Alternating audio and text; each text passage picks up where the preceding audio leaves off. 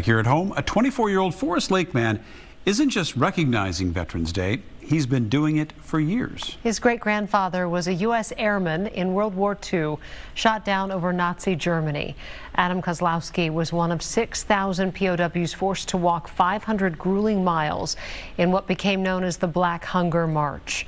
And in October, his great-grandson, Max LaPointe, honored Kozlowski and all the others on that march by walking the route himself. Fox 9's Karen Scullin with that story tonight. They say every great journey begins with a single step.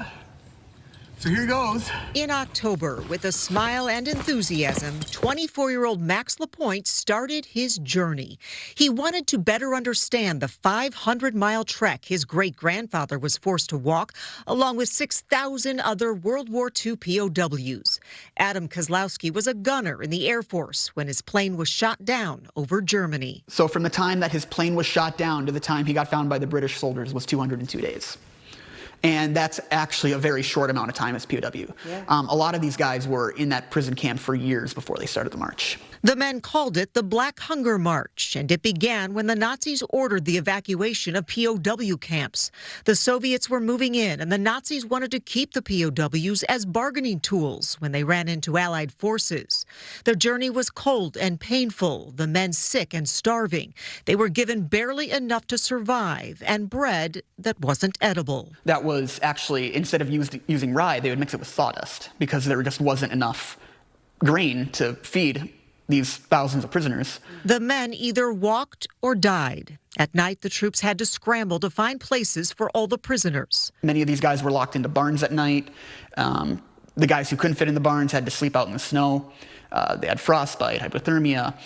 Disease was getting spread. So typhus, dysentery, tuberculosis. Many of these guys were really infected with all this stuff, so that ended up taking a lot of lives.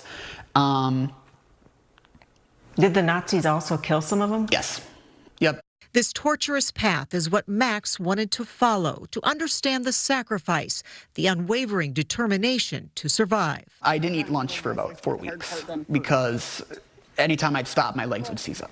Max stopped to reflect at places his great-grandfather had been on his journey so long ago, recognizing as hard as his travels were, it didn't compare to the POW's Black Hunger March, and that kept him going, even when his feet were begging him to stop. After a while, they started to get blisters. Had a blister about the size of a quarter on my big toe. So wrapped that up in athletic tape. It started to callus. My feet are actually still peeling. But I'm almost there. Just gotta keep going. 1 month later, Max found himself at the end, or maybe the beginning of the rest of his life, just like his great-grandfather, who knew in that same spot he had made it, a new life ahead. Platform 3 in Edinburgh. Almost 500 miles of walking.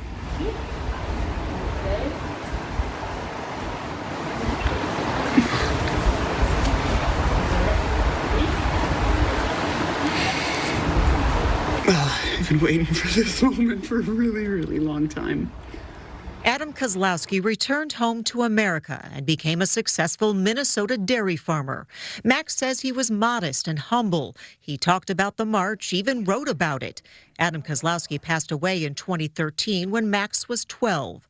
But today, Max may be closer to him than ever, with a better understanding about life, even after his great-grandfather's death. I think that anything you pretty much have can be taken away from you. And I think that a lot of the freedoms that he had taken away from him, and even that are alive today that we take for granted, that freedom isn't really a right. It's a privilege that people fought for people to have. Although he was nearing the end of that march, Adam Kozlowski is one of 6 men believed to have escaped the Nazis along the route of that march. He walked 75 miles before being discovered by Allied British soldiers. As for Max, he's not really sure what's next for him, but with the determination of his great-grandfather, there's no doubt he'll figure it out. In the newsroom, Karen Scullin, Fox 9. Incredible story, something that people of our generation can't even begin to fathom. And I think young Max is probably wise beyond his years for having made that walk as well. Oh, his great-grandfather would be so proud to know that he had done something like that. It's quite a story.